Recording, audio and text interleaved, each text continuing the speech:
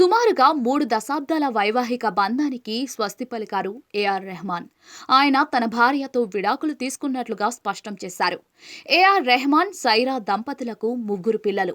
వారిలో 2 కుమార్తెలు ఖతీజా, రహీమా, కొడుకు అమీన్ ఇండస్ట్రీలో కొనసాగుతూ ఉన్నారు.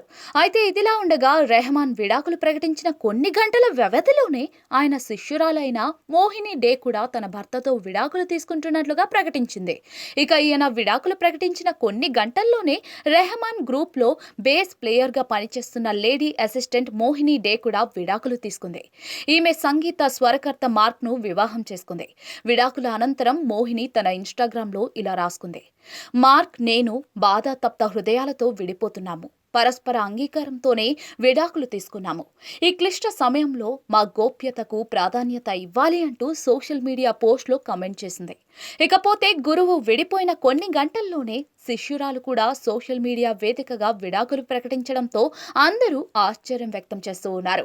గురువు ప్రకటించిన కొంత సమయానికి శిష్యురాలు కూడా విడాకులు ప్రకటించింది. ఒకవైపు ఏఆర్ రెహమాన్ విడాకులు ప్రకటించడానికి కంటే 6 నెలల ముందే ఆయన మేనల్లుడు, ప్రముఖ సంగీత దర్శకుడు జీవి ప్రకాష్ కూడా విడాకులు ప్రకటించారు.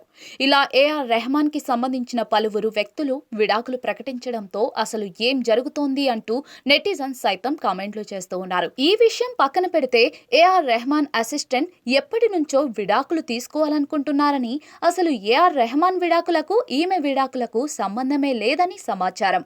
న్యూస్ లో వస్తున్నవి కేవలం పుకార్లే అని ఏఆర్ రెహమాన్ టీం తెలియజేసినట్లుగా తెలుస్తోంది.